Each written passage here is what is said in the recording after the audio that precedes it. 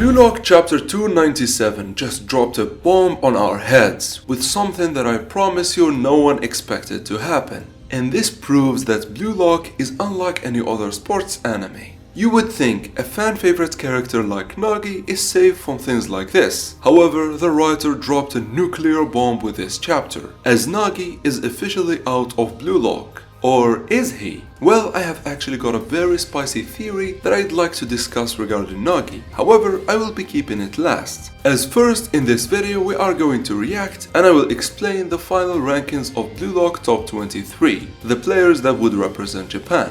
Now, for the top 4, I have actually made a dedicated video regarding this, and so I don't really need to talk about why Rin and Isagi being tied up makes no sense, or Shido surpassing Baro is the biggest robbery in the show. As I said, I have already spoke about these in great details in this video, so feel free to watch that. However, what I gotta say regarding Shido, you see, him surpassing Baro is obviously not good. However, after seeing Bachira's performance in the Manshine City game, I honestly believe Shido does not deserve to be in the 3rd spot, but rather he should be 5th, with Baro being 3rd and Bachira being 4th. You see, in the Manshine City game, Bachira actually scored 2 goals. He played very well with the pros and had an assist on top of that. Not only that, his assist was to a super goal that actually took Otoya to stardom. And so I really do not understand what did Shido do to deserve a higher bid than Bachira. And you can't even use the sorry excuse that Shido was competing with Rin, because we've seen for the most part of the game, Charles was only choosing to pass to Shido, and he only failed because Kunigami locked his ass off.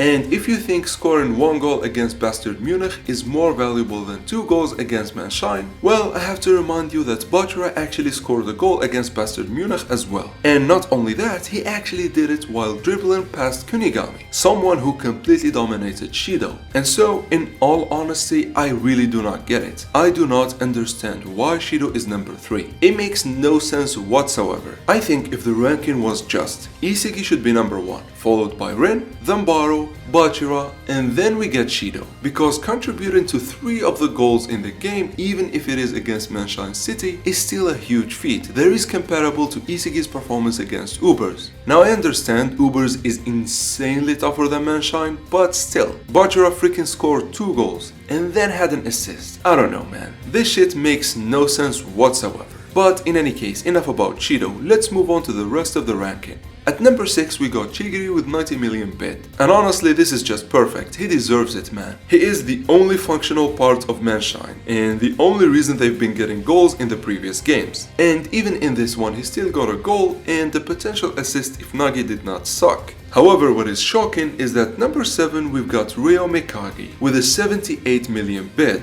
And to be honest, I kinda find it weird. Now I understand his goal against FC Barca was insane, but I really do not see him above Otoya. Maybe because Ryo is so dominant in the midfield, and him showing the ability to score as well really puts a lot of trust in him. And so, even though I don't agree with it, I kinda understand it, unlike the Shido situation. At number 8, however, we've got Kunigami with a 66 million bid, which is fine, I guess. I really am happy for Kunigami. He did an amazing job in the PXG game, not only locking down Shido, but regaining the ball for the final attack and having an assist to Isagi. However, what I don't agree with is actually Otoya's placement right behind him with a 63 million salary. To be honest, I would have loved to switch Ryo and Otoya's salary. I mean, as I said, I kinda understand it for Ryo, but I really feel Otoya was much better than Ryo.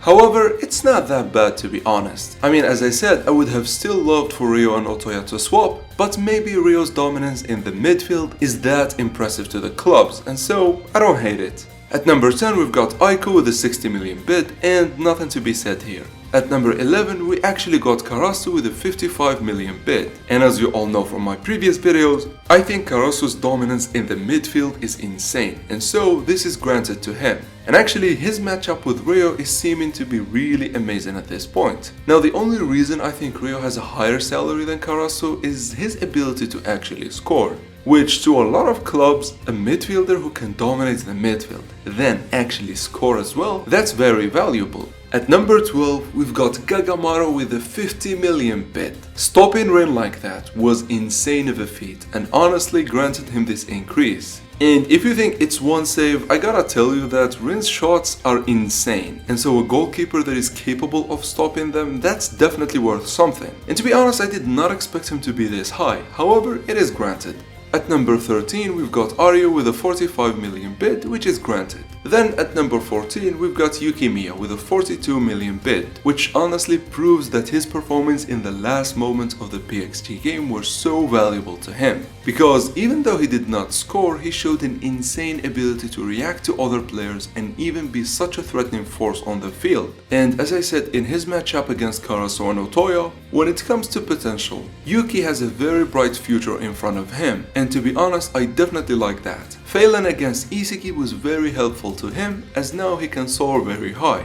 Then at number 15 we've got Nico with a 40 million bid, and we've already known that. At number 16 however, we've got Hiyori with a 39 million bid. Now to be honest, I think Hiyori is much better than Nico, Aryu, Yuki and Gagamaru. I think he is on Karasu's level. I mean, his metavision alone is one of the best, and that should grant him something. However, unlike in the Ubers game, in the PXG game he did not perform as well at all. In fact, he has no assist. I know he built both of the attacks that resulted in both of Isegi's goals, but at the end of the day he was not the one who made the assist. And so to be honest, I feel like Hiyori was dealt the short end of the stick here. However, I still think he is much better than players higher on this list. It's just that the salary system does not account for everything. In any case, at number 17 we've got Sendo with a 37 million bid, again something that we've known before. However, at number 18 is Corona with a 35 million salary. Now, Corona is a very sad story, man. He is one of the great players from the Neo Egoist League. However, I feel like because he was way too reliant on Isegi, he shot himself in the foot. And to be honest, being subbed in and then subbed out really hurt his chances. However, I'm really glad he made it. At number 19, however, is my boy Zantetsu, and I am so happy that he increased this much. First, him defending multiple times in a single attack from Bastard was such an impressive feat for him, and then him holding off Kunigami so Shido can shine, and of course him playing with Karasu. I feel like all of that contributed to this high salary, and as I said, I really love it because I think Zantetsu is one of the most underrated players ever. At number 20, however, we've got Fukakujin, and nothing to be said here again. But then let's talk about the three players together. We've got Raichi, Kiora and Nanase.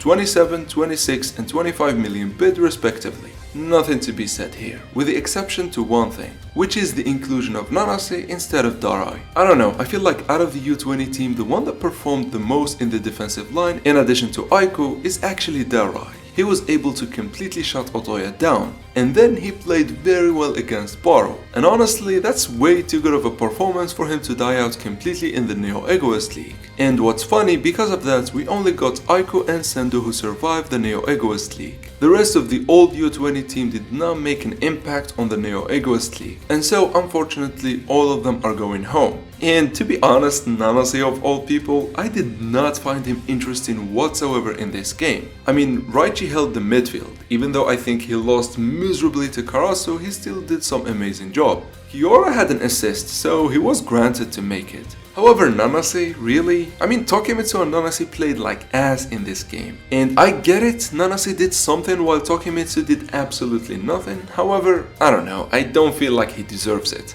As I said, I would have been happy with Darai, or better yet, it would have been so much better if Hiraji, of all people, made it into the cut. However, I think the writer completely forgot about him, so you know. In any case, and speaking of Hiraji, we gotta talk about the other amazing trapper, which is Nagi Seishiro being locked off.